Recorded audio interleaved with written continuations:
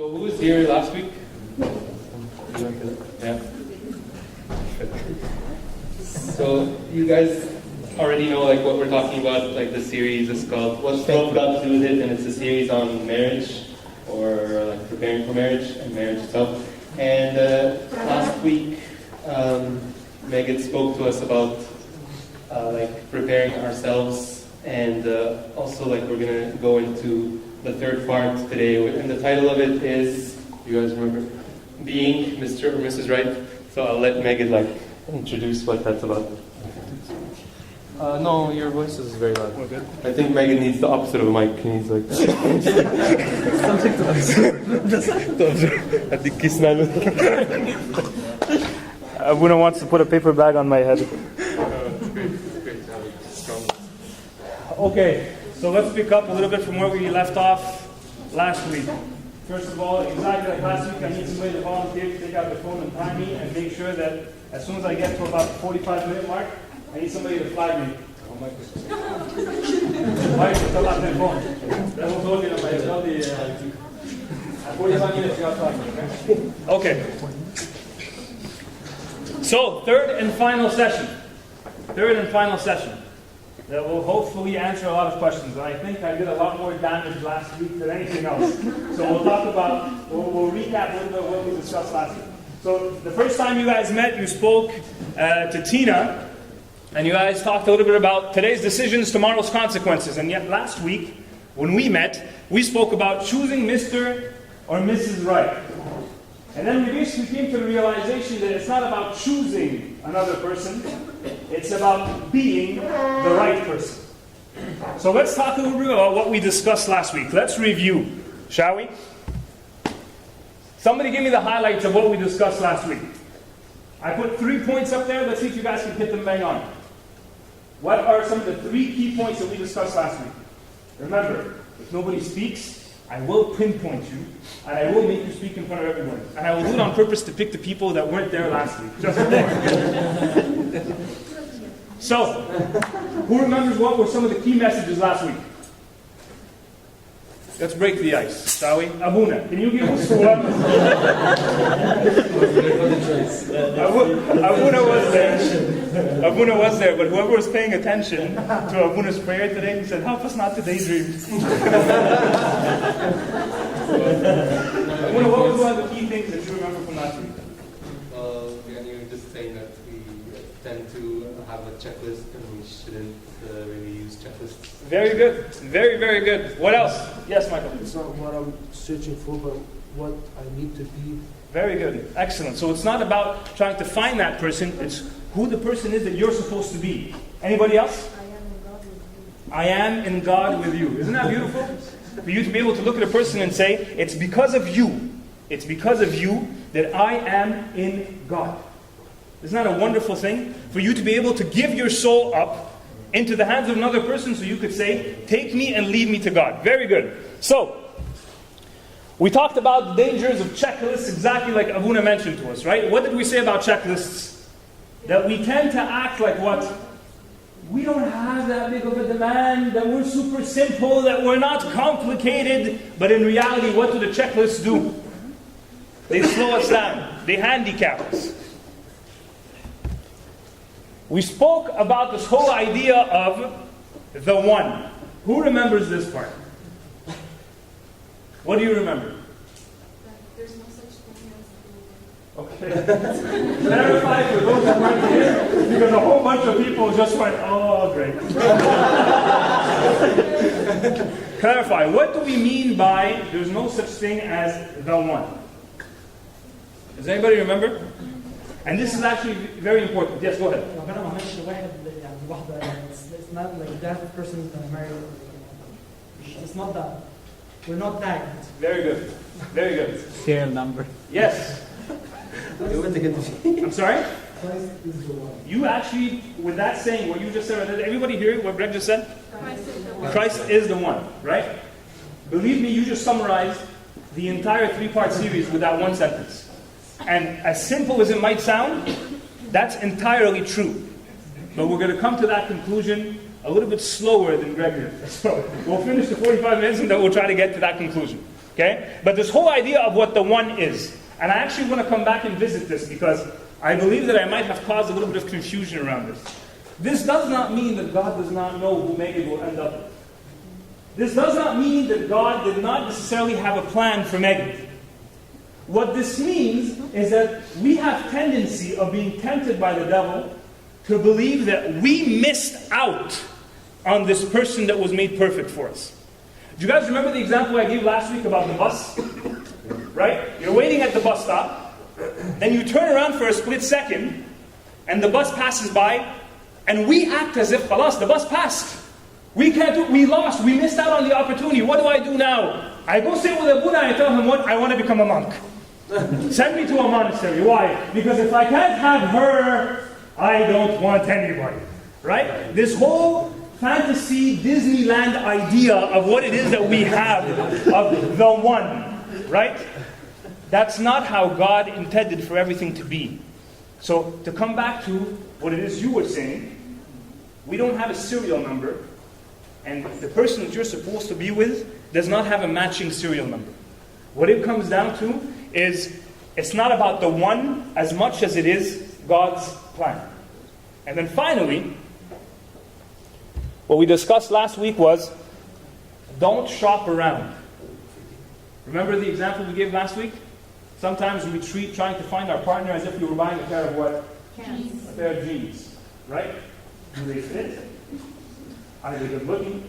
Are they going to match with the rest of my wardrobe? Are they going to match with everything else that's around me? Are they too expensive? Not expensive enough? Do they have a brand name? It's funny because every single one of those things could be tagged to a social aspect of a relationship.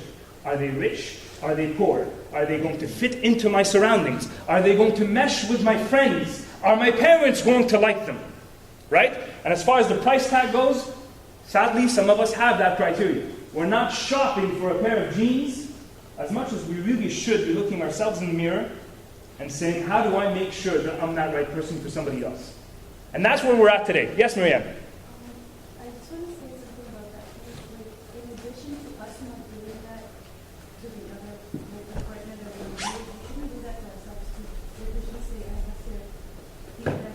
Like, we should be pleased with ourselves before trying to have this image that will fit other people's eyes. Because I think that's also so many. Like this, for example, shouldn't affect me.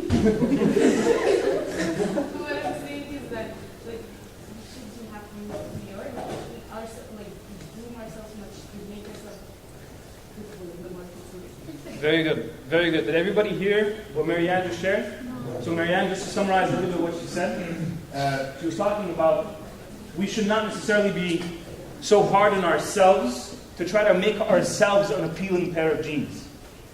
Right? And basically changing or trying to adapt the gifts that God gave us so we can make ourselves more appealing to somebody else. That's not what it is we're going to talk about today. When we talk about being Mr. or Mrs. Right, we're not talking about making ourselves, how can I say this? Purchasable. We're not supposed to turn ourselves into Calvin Klein, into Dolce & Gabbana. We're not supposed to turn ourselves into Versace. You're supposed to be you. You're supposed to be you. If you weren't supposed to be you, then why did God create you? If He wanted 40 Brad Pitts, He would have made 40 Brad Pitts. And there's another one right there. So, very, very good point.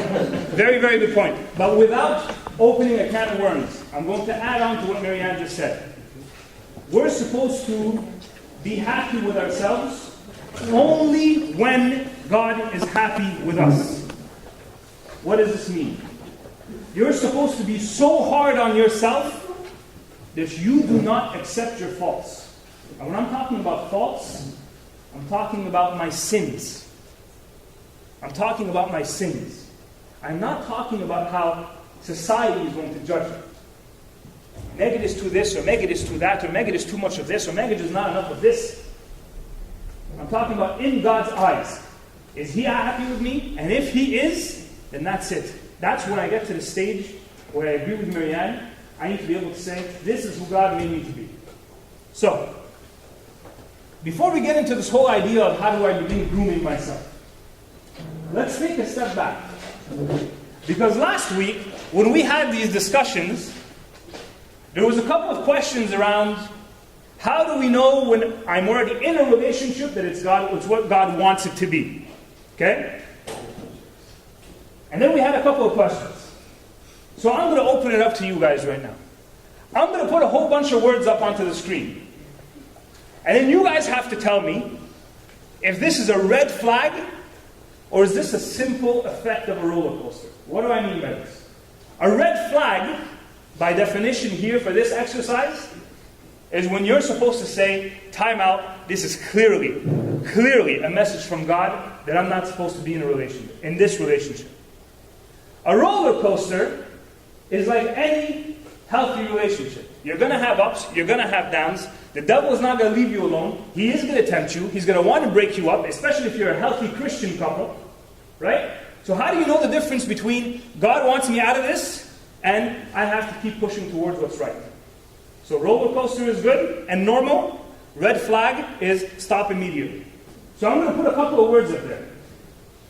And now for the sake of the exercise, I will purposely challenge the answers you give me.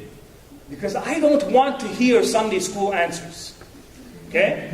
You know those Sunday school answers where no matter the question is, the answer can always be Jesus loves you. Right? I don't want to hear that today. If you're going to give me an answer, be prepared to defend it. You want Friday meeting answers? Yes, I want Friday meeting answers. Now to push this a little bit further, I want you to be very careful. For the sake of the exercise, what I am going to argue with you does not necessarily reflect my opinion. I'm simply going to do it to make sure that we all come to the agreement that this is truly the right answer. Okay? So let's begin with the first one. Guilt. If I'm in a relationship and I feel a tremendous amount of guilt, what is that? Is that a red flag or is it absolutely normal? Why is it a red flag? If I don't feel comfortable, so it is red flag. Okay, but hold on. Comfort does not necessarily mean guilt. Guilt is when you personally believe you're doing something wrong. It's a conviction. You feel like you are guilty, like you've committed a wrong act. Okay? So, I'm not saying you're going to have thoughts of doubt. That's not the same thing as guilt. Guilt is you feel a conviction that you're doing something wrong. Is that a red flag? Or is that a roller coaster? Who said red flag?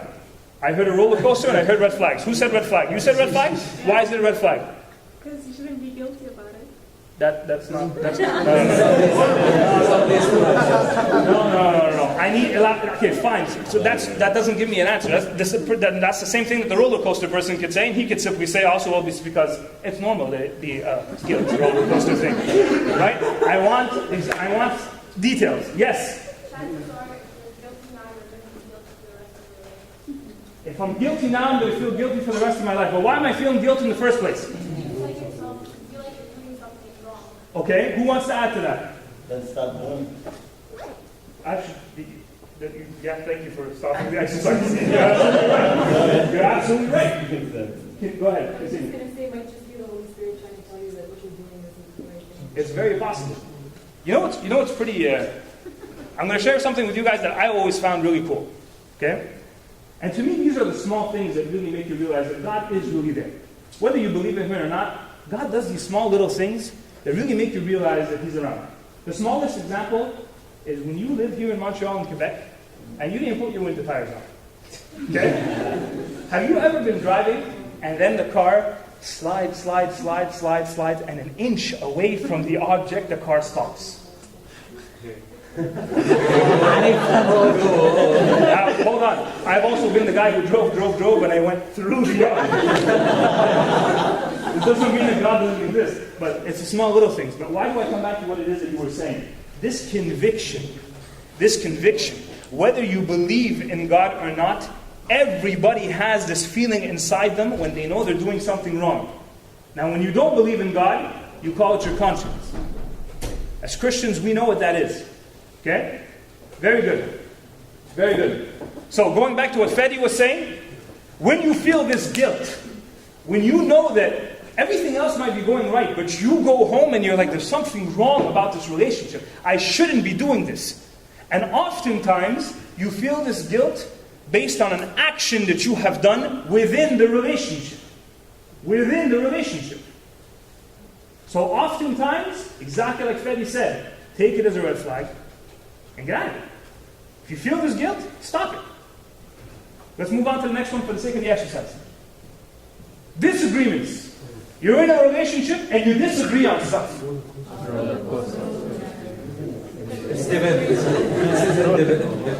Okay, by the way, thank you for saying that. I want to make something perfectly clear. If you begin your sentence with, it depends, or what if, or yeah, but, I'm going to stop you right away and say, think of something else.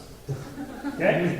Because to hear these examples of, oh, I know this one guy who lives at the other end of the world, and he had a one chance in a million, and it really worked out for him. I don't care. I don't care about that 1 in a million. Because I know, from everything that I've done wrong in my life, that I am not that guy. I am not that guy. Okay? So, disagreements. Disagreements. Simply disagreeing on things. Is this a red flag, or is this normal? Normal. Why is it normal? Yes? No, I was going to say it can also be a red flag. It can also be a red flag? So, tell me which one you picked. Is it a red flag, or is it a roller coaster? It depends how you see it, because like if you... It depends. Next subject. Let's go. Yeah, I'll say a statement. Go ahead. Because if you guys don't have, like, you don't have the same perspective of something, you're going to say, I have God in life, but she doesn't, then that's a disagreement, but it's a red flag or a relationship. Okay, so I'm actually going to, you're absolutely right, but what you just described is not a disagreement, it's a conflict. So I think the difference is, we can disagree on stuff. For instance, the simplest little things, okay? For example, Let me give you the most basic example, okay? Today it was 4 degrees outside. I'm taking Michael, my 4-year-old son, from the door to the car, okay? So I didn't put on his little gloves. Okay? It's 4 degrees outside. Tina will stop me. Is this going on YouTube? It's going on the church website. Tina, because she loves the children, obviously more than I do, which is really bad, but she'll say, put them on for the sake of putting them on. And in my mind, I'm like, oh, just walk from the door to the car. The car's already heated, the car starter's on, we're good. Like, you're not going to get frostbite for like those 16 seconds. Right? That's a disagreement. A conflict is when that disagreement can easily turn into what? That's not Did you put them on? Yeah. Yeah, because at the end of the day, happy wife. So, the conflict will happen when what happens? The conflict will happen when we might disagree on a specific subject, but all of a sudden it turns into what? You're this, and you're that, and you're hard-headed, and you don't care, and you don't love, and what's wrong with you? That's conflict. Okay? That's conflict. it's the result of disagreement. Disagreement can turn into conflict, but disagreement and conflict are not the same thing. The same way, a hole in the floor can turn into those massive potholes that we have in Montreal, right? But that small hole is not the pothole. It can turn into it. So let me say this. Disagreements, in and of themselves, are entirely normal. How you react to the disagreement is a completely different indication. Secrecy. Let me just explain this. I'm not talking about secrecy between each other. I'm talking about when you feel that you constantly have to make sure that her parents, my parents, everybody around us, the community, the this and that, nobody can know this is happening. Red flag or roller coaster. What do you mean, this the relationship or our personal matters? No. Nobody can know that we're together. Of the relationship? Nobody can know that we're together. Red flag. Why is it a red flag? Hold on, I saw somebody speak. Go ahead. Yes, you did. I saw you murmur it. Why would it be a red flag? Well, it's already dishonest to start with. It's already, how is it dishonest though? Or the person maybe is ashamed of the other person. I don't know. You don't know the situation, so. Okay, but what if I simply don't want the Egyptian community to talk about us? Technicality. Huh? Technicality. That's a technicality? Well, that's secrecy. So you're saying that it could be a roller coaster. I'm thinking red flag. You're thinking red flag. Okay, who can elaborate? How long is it gonna take? Huh? Yeah, How long is it? I don't. Okay, I'm going to tell you what the person in the relationship would answer. Okay? I don't know, but for now it's got to be a secret. No, it's not like. Why is it a red flag then? Okay, hold on. You want to think about it? Yeah, go ahead. Think about it, yes. انا بقى مش بقى يعني انا برضو لو انا عايز اعرف اعمل ريليشن شيب جاست فور knowing each other يعني انا عايز اعرفها وهي تعرفني وخلاص. Yeah. مش عايز big issue if something does not happen until does not complete the relationship. هجيب لنفسي وجع راس ليه؟ Okay, so what you're describing though is that you haven't began that relationship yet. You're in the process of discovering if it's worth the relationship. Yeah. I'm talking about khalas, you made the decision. You made the decision. this is red flag. Khalas, you say something like, yes, Fadi, and I'm going to come back to the ladies in the back. It is a red flag. You don't have a plan. Why you want to hide it? Is it wrong? These are the questions. Very good. Very good. What am I trying to hide here? Why can't your parents know? Why can't my parents know? What's the problem? If we're both ready and we both feel that everything is good, why can't we take this to the church? Why can't we come out public? If you have reasons for that, then those reasons are why you shouldn't be in that relationship. You were going to say something. Go ahead. I was just going to say that if you're hiding it, then you know what's wrong. Very good. Very good. Listen, it's really simple. We all know the gospel tells us that Christ is the light. If you want to keep something outside of that light, then that's a major red flag.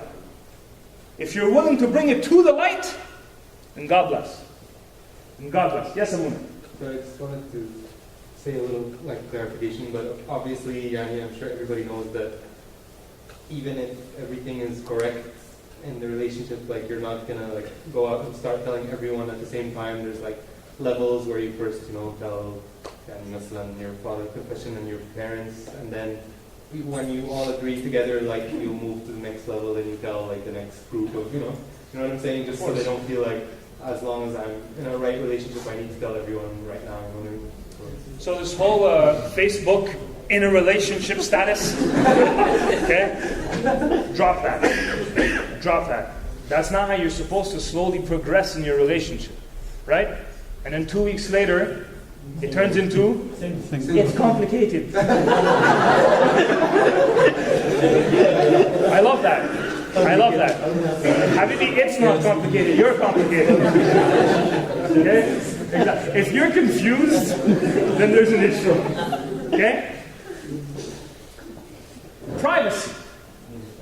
Now watch. Look at how this is completely different from secrecy. Privacy is what Abuna was talking about. Right?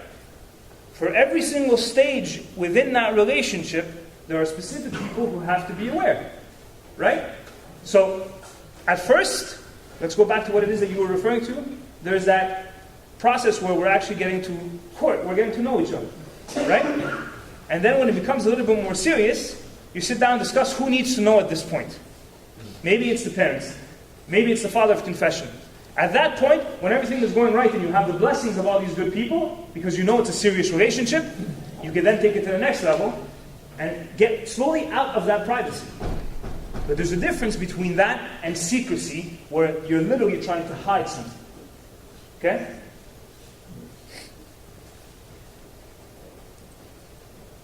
Fights. Roller coaster. With blood or without? Fights. With blood is a roller coaster. Without?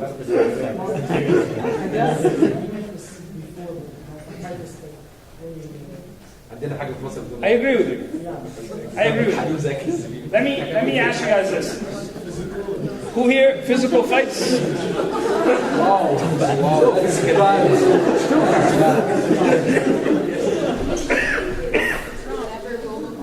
when you explained what a roller coaster definition is, but fights is definitely not because through conflict and like the process of being dynamic with someone, you can progress and learn and teach yourself how to become better, and that person will teach themselves how to become better. But if you go through fights even with your brother and completely avoid the process and say, okay, no, this is a red flag, forget it, then you're constantly going to be the same person, you're going to be static, which isn't even what Christianity is about. So how can that be processed through a relationship? But again, like the point of secrecy, like Nina said, like if a fight starts out and then more problems come and then you're avoiding and you're lying because you want to avoid the fight, then definitely it's a red flag. Before I get to Fedi, who agrees? انتوا Who thinks that this is a red flag? Fights بالايد يعني No, I'm not talking. I'm not talking about UFC here. Okay? If she puts you in a chokehold, get out. Okay? Who thinks it's absolutely normal to fight? Fedi, go ahead. What do you think? Well, I think that sports is a problem in your personality, in your being not in the relationship. Since you started the fight, then basically Christ that you are claiming that the relationship is based on does not really exist. So that's a red flag. I'm going to sit down and I'm going to let Fedi do this entire session. I could not agree more. As a matter of fact, with all due respect, I could not disagree more with that statement that we have been taught by society.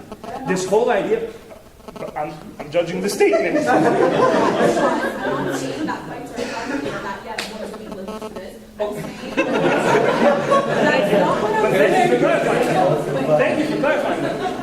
Let me tell you guys something, okay? I've already told close friends, okay, that we don't fight. We don't fight. And we have a very close friend of ours who literally reacted like, that's not healthy. And they were very serious. You know why? Because in their mind, it's, you're holding in all this aggression. And one day, like a volcano, you will erupt. And if you erupt, chaos and damage. Let me tell you guys something, okay?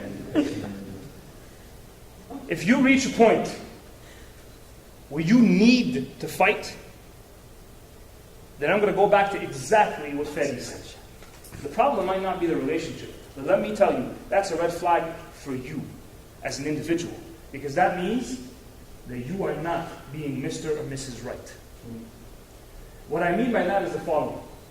When something happens that you feel needs to be addressed and you need to get your point across, if you have to resort to raising your voice, if you have to resort to judgment, if you have to resort, God forbid, that you need to get to the point where you yourself get aggressive, and I'm not talking about going UFC on the other person, okay? I'm talking about you slam doors and you throw your keys and you get upset. That's a red flag for you. You're not ready. You're not ready. Because if those things get you to fight, believe me, you have no idea what life has planned in store for you. And the other aspect of it is exactly like what Mina just said. Where's the respect in all this? You think respect is a switch that you could turn on and off when you feel like it? I'm going to respect her when she's right. But when she's not right, free game. Free game. Late. Why? Because we come from this mentality of do as I say, not as I do. Not as I do. Right? I still remember till this day arguments with my father, right? Where as he is screaming at me, he would tell me, Matzach! Right? Right? And then you have a fight in your relationship, right? How can you be so dumb to disrespect me? What? بس ما يمنعش برضه ان انا لو ما عجبتنيش حاجه يعني لازم اميز. Okay, you see that? You see that? Let me make something perfectly clear. If you have to say that statement while going, then there's a problem. As I said in the beginning, the same way that Christ did not feel any pity towards those who needed to be chastised, and he disciplined them and chastised them, but he did it with love. Christ never, ever walked up to a sinner, pulled up his sleeves, grabbed him by the back of the head, and slapped him across the face. And yet we think that what? عندنا كلمة عندنا احنا كمصريين we love to use. هي ايه بقى؟ After we do what we want, بنقول ايه؟ معلش. معلش. يا ريت excuse me. يا ريت. At least excuse me is some sort of sign of remorse. But when you say معلش, that's basically what? Yeah, خلاص. So this, I'm going to say this very clearly. If you fight, this is one of the biggest red flags. And the red flag is for you, my friend. For you to realize that in that moment, you are not being Mr. or Mrs. Right. You are not ready. Abuse, I don't think we need to talk about this. Right? Now the most common abuse... For the record, that was Kevin.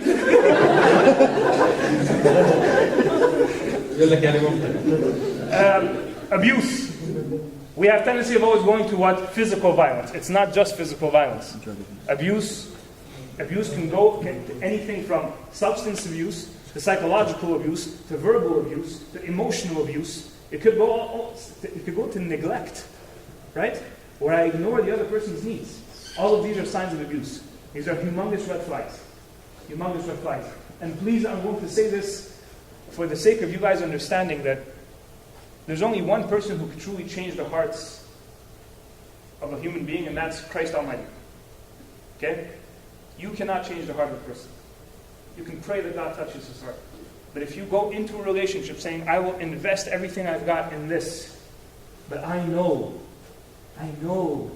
that deep down inside, this person is as soft as a puppy. Who are you fooling? Who are you fooling? You pray for this person's change. You pray for this person's salvation. But you do not commit and invest yourself until you feel that Christ has made that change. Hurt. Red flags? بالكلام يعني ولا physical برضه؟ No, hurt as in... ما في يد Hurt? Let me give an example.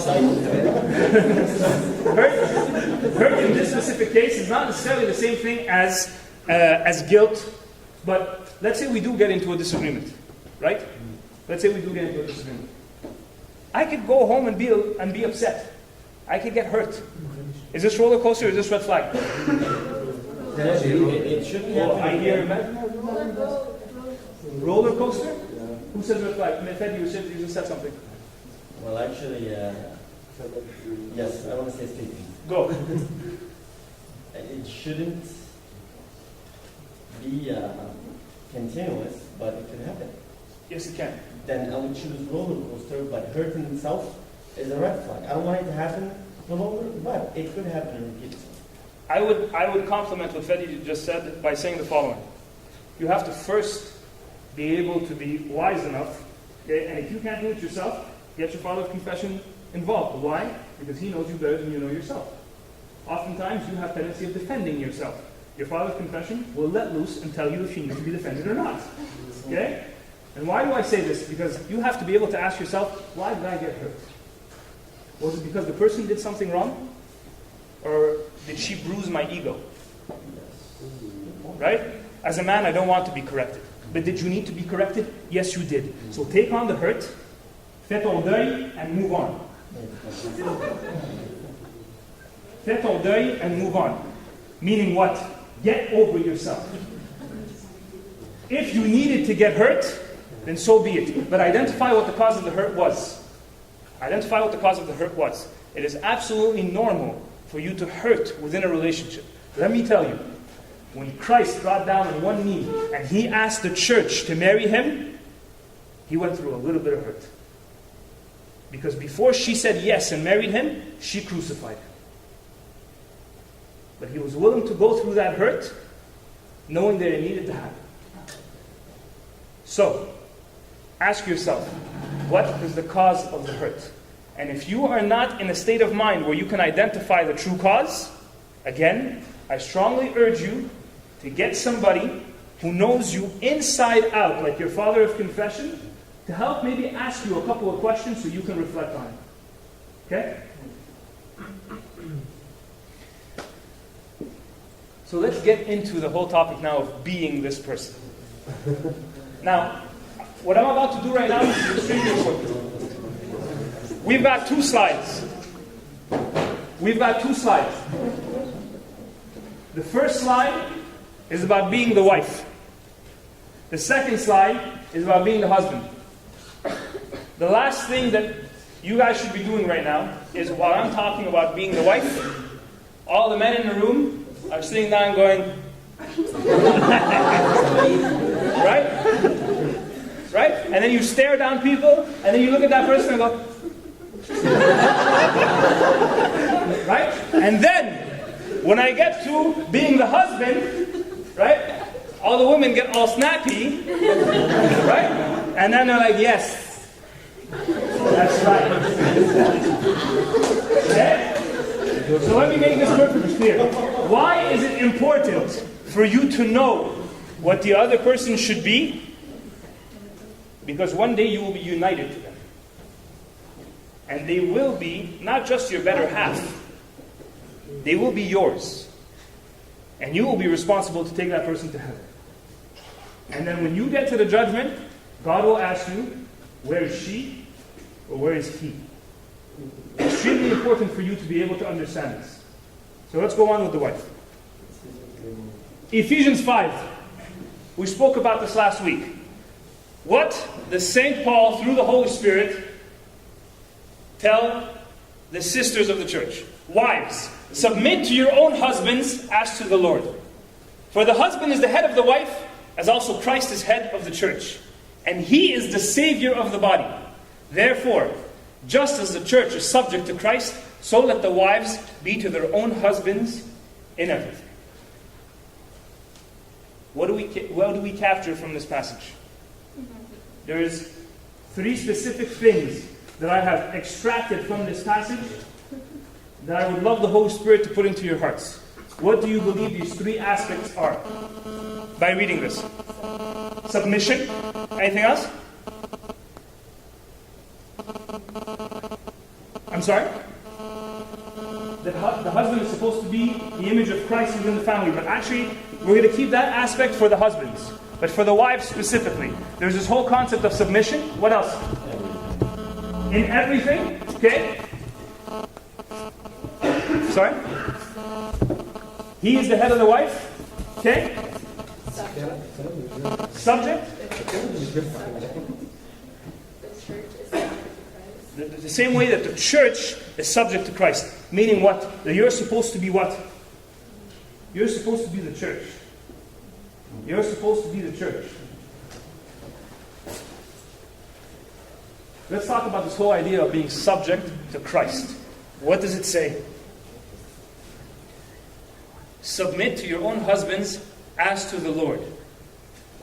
Therefore, just as the church is subject to Christ, so let the wives be to their own husbands. How is the church subject to Christ today? What are clear examples that show us that the church is subject to Christ? Pardon?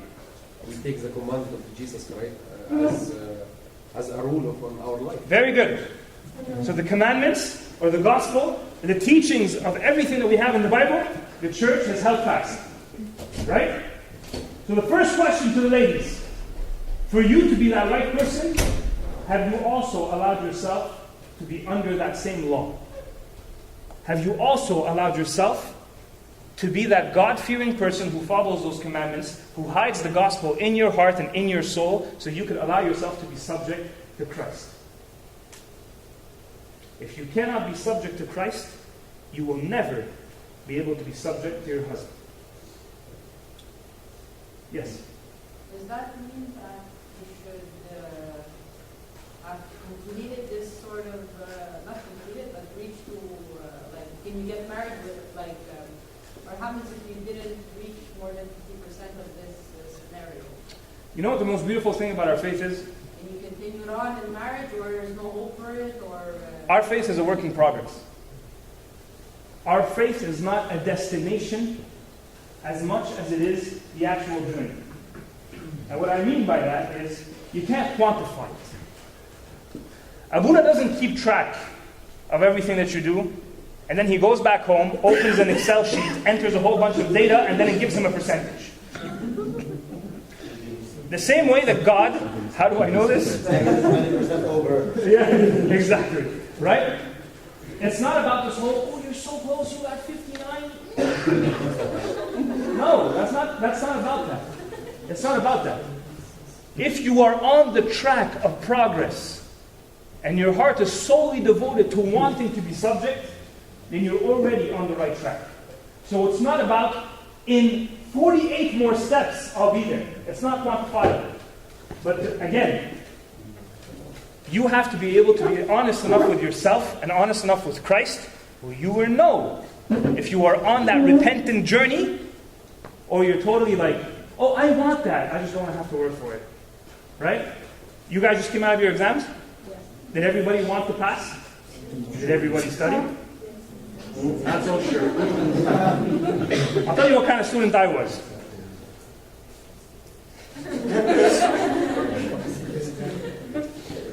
I was that kind of student who I woke up in the morning and I'm like, God, please, please make me pass. And then I called my buddies and said, you guys want to play PlayStation? Right? If that's the kind of Christian you are, where I want to be the saint, I want to be the Pope, I want to be the martyr, I want to be, I was about to say Martha Stewart, Mother Teresa. Okay? I want to be Mother Teresa. But I just don't necessarily want to go through everything that they went through to get there. Right? We basically take Christianity as if it was some sort of merchant, and we walk in with our credit card and say, can you just bill it and I'll take care of the payment later? That's not how it works. If you're on that path, then that's already a great sign. So to answer your question, and I hope it sort of clarifies, it's not the actual destination as much as it is, are you on that right journey? Okay? If it's still not clear to you, again, and you guys are going to hear me say this often, refer back to your father of confession. Okay? That was the first one. Are you subject to Christ? Being the church bad, you know what's the most amazing thing about our church? Is our church was, and still is today, it is going through hell, but with such a big smile on its face. Such a big smile on its face. Right? While it's walking through it, through all this adversity, through all this struggle, through all this temptation, through all this persecution, the church still manages to wake up, get on its feet, and praise God. And praise God, despite all of this. Do you have that resemblance? Do you have that resemblance? Do you have that resiliency? Or do you crash and burn? At every sight of adversity, you want to be saved. You want to avoid it. You want to walk away from it. The church didn't. The church went through it. As a matter of fact, if you read the history of the church, if you take the time to download an application that has a synaxarium on it, and every morning you read the 2 or 3 short stories of the martyrs and the saints of this church, you will see for yourself how people would voluntarily walk into a line and say, I want to shed my blood for Christ. And they did it with a smile. Do you have that sort of resemblance? Where you are willing to go through adversity with a smile?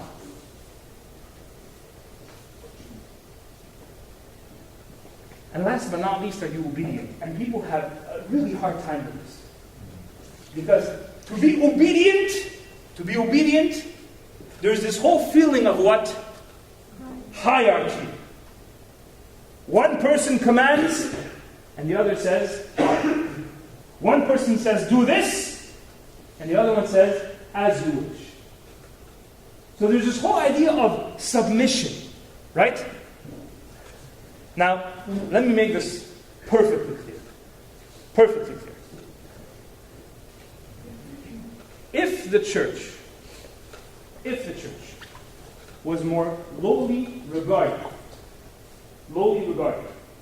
than its spouse, who is Christ, why did he give up his biggest sacrifice for it?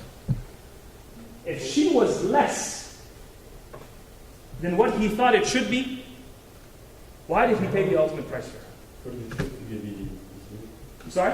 For the church to be obedient. Theologically, I still think obedience is the second in the hierarchy. well, let's think about it this way. Let's think about it this way. One of Christ's first miracles, what was it?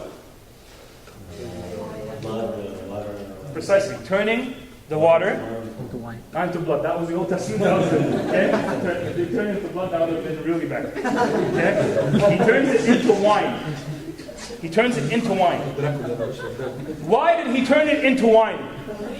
Pardon me? Obedient to who? Obedient to his mother. Who is she? Who is she? Yeah, okay, she's my Saint Mary. Who's she to him? His mother.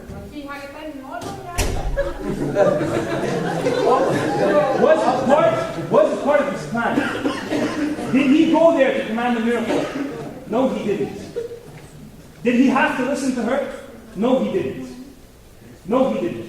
Was he her creator? Yes or no? Yes. So why did the creator obey the creation? It's not about hierarchy. It's not about hierarchy. It's about love. It's about love. We have tendency of looking at it as if it was just a matter of one is superior to the other. If that were the case, then God Almighty would not have left His throne for the sake of the church. And believe me when I say this, when your slide comes up, obedience will be on there also. Yes. Yes. So let me say this. If you are not capable of obeying the commandments, allowing yourself to be in submission to the gospel, if you're not capable of saying, yes, sir, to God, you will not be able to have that sort of obedience also towards your husband. Now, I'm looking at some of the faces of my sisters in the room. Not satisfied about this. And I completely understand if you have a voice inside you that says, but for me to obey him, he better do this, and this. Okay? That this, and this. Let me tell you, while you have to be the church, he has to be Christ. Okay? Who will understand? Now? Who will understand this? Who will understand it? Those who want to. Those who want to. Any questions about the slide for the wife? Now keep in mind, we just summarized in 3 points what you have to do in a lifetime. This is extremely hard. The details of how this actually works out in your day-to-day life, that is something that you will discover through your prayers, through your faith, and through your discipleship. Okay? The husband. You have no idea what you're about to get yourself into. Believe me when I say this. Husbands, love your wives, just as Christ also loved the church and gave himself for her, that he might sanctify and cleanse her with the washing of water by the word, that he might present her to himself a glorious church, not having spot or wrinkle or any such thing, but that she should be holy and without blemish. So husbands ought to love their own wives as their own bodies, because he who loves his wife loves himself. Let me share a saying with you that I once heard. And this is a saying that did not necessarily come from a saint or a father of the church. The saying was really simple. The best thing a father can do for his children is to love their mother. The best thing that a father can do for his children is to love their mother. And that's what Christ did for us. For Christ to be able to truly show us that He loves us, He loved our mother, the church.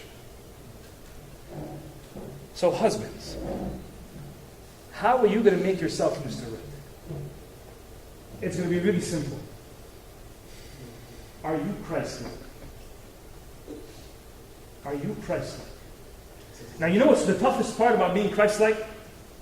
I was having this discussion last week, actually here in the cafeteria with one of you. And this example was something that honestly, as a youth, when I heard it, it really struck me really, really hard. And the example was one that the fathers of the church often use. And that's the example of gold. Now, what's the example of gold? Gold in and of itself, as a matter, it happens to be something that's extremely dirty. It's filthy. Why? Because in the circumstances where it grows, where it actually comes into being, right? It absorbs dirt. And the dirt can actually get inside it, not just on its surface. So a nugget of gold, when you crack it in half, it's not pure gold on the inside. There can actually be dirt inside of it as well. So what do goldsmiths do?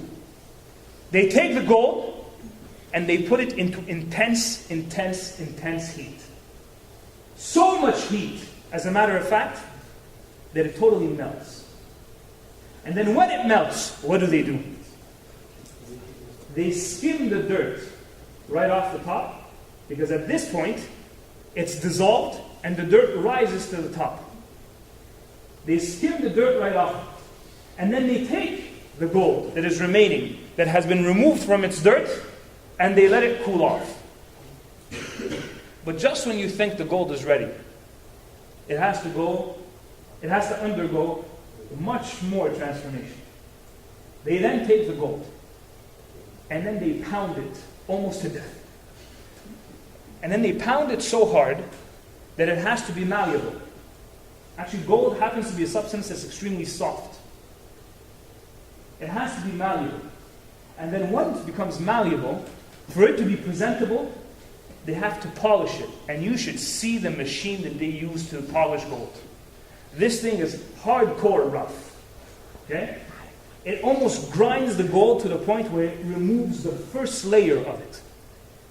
And then they polish it so much, and they know that it's ready only when the goldsmith can look at the gold and see his own reflection. This is what every Christian has to go through. But specifically, there is enough heat there.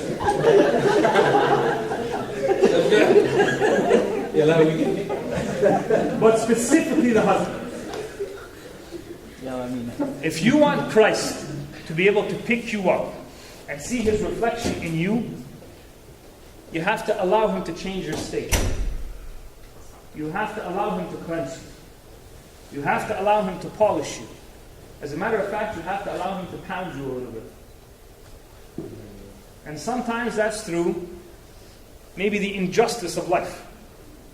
Sometimes maybe that's through the things that we go through in our personal lives. Some of the battles and the struggles that we have to go through. But are you that kind of person who is willing to just as Christ? I mean, if you saw the movie The Passion of the Christ, and I'm not saying The Passion of the Christ is extremely accurate, thank you. I'm not saying The Passion of Christ is extremely accurate. What I am saying is that there's a couple of scenes in there that is amazing. After he went through all of that turmoil, after everything that he went through, after being savagely beaten and whipped, he carries the cross and he walks such a long... people have tendency of thinking he walked from this door to that door and then they hanged him onto the piece of wood. He walked for kilometers with a tree on his back. And every time he fell, nobody helped him get up. He specifically made himself get up and pull even harder. Why? Because he knew that his destination was over there. That's where he needed to get to. As a person, are you the kind of person who gets up when things are going wrong? Are you willing to continue walking towards your destination because you know that's where you need to be as a person, as a man, as a husband, as a potential father. Now this is all this whole idea of, are you Christ-like? Now Christ did so many things. Christ didn't just sacrifice for the church. Christ educated the church. Christ disciplined the church. Christ stood fast towards the church.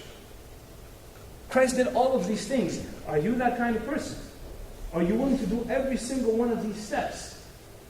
Are you willing to sacrifice yourself? Are you willing to sacrifice your career? Are you willing to sacrifice your success? Are you willing to set aside your pride? Are you willing to educate? Are you willing to take hurt from the people that you love?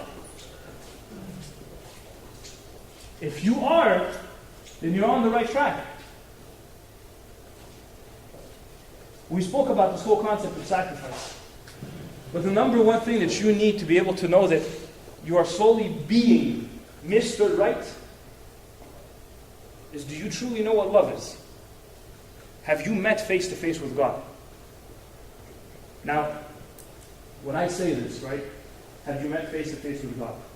We have tendency of thinking of like St. Anthony, St. George, right? That's not what I'm talking about. I'm not talking about that you go through 7 years of torture. That's after marriage.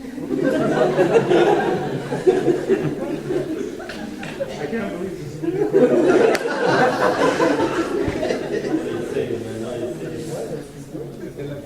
What I'm saying is, have you come face to face with God? Is, have you seeked His face? Have you tasted the sweetness that He can offer you? Have you taken inside you what He wants to hide in the deepest part of your soul?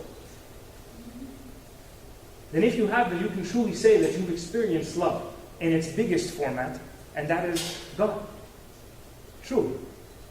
Because if you've experienced love, then you know what it is to sacrifice, you know what it is to be Christ, and you will be able to be that person for somebody else. So the way I present it right now makes it sound like Mr. Perfect has to meet Mrs. Perfect. No. As a matter of fact, the relationship of God and the church only became perfect when they met. You're not supposed to be perfect before you meet. You have to be consistently working towards perfection, and then God will present you the person who will complete that aspect that you couldn't. The church was never perfect before it met God. Before the crucifixion, before the resurrection, before the sacrifice, the church was lost. But it waited, patiently, suffering, hoping for a Messiah. And Christ, well, He didn't show up the week after the fall of Adam and Eve, did He? He also waited for the perfect time, for the perfect place. He also went through a tremendous amount of betrayal from the people of Israel. And then that perfection only happened when they met. So this is not about Mr. Perfect meeting Mrs. Perfect. It's about you working towards perfection. And sometimes the definition for a man is different for that of a woman. So I'm going to come back to what I said initially. If I take a look at all my sisters who are in the room today, are you willing to obey a man who is willing to do that for you? And I look at all my brothers who are in the room and I say, are you willing to sacrifice for that woman who is willing to submit herself for you? The answer to that should be yes. And I invite you to do the following. The next time you're at a wedding, or one of those 18 weddings that we attend in every summer, when you hear that passage being read, don't giggle. Because that is an extremely strong promise that you do in front of God and in front of the altar. That you will be her Christ, and you will be His church. Very deep stuff, huh? Inspiring. Very deep stuff. But I'll finish by saying this, and then we'll open for questions. What we have to focus on right now, at whatever stage you're at whatever age you're at whatever situation you're living, is that you truly have to trust God and say, first and foremost, let me marry you. First and foremost, let me build a relationship with you. And then once that happens, because I trust you, you can do whatever you want. And for us to be able to do that, we have to remember a promise And it's probably one of the nicest promises that you'll ever find in the gospel. For I know the plans that I have for you, declares the Lord. Plans to prosper you and not to harm you. Plans to give you hope and a future. Plans to give you hope and a future. Build a relationship with the one that who wants to give you prosperity, the one that does not want to harm you, the one that wants to give you hope and a future, and then let him fulfill that promise. Let him fulfill that promise.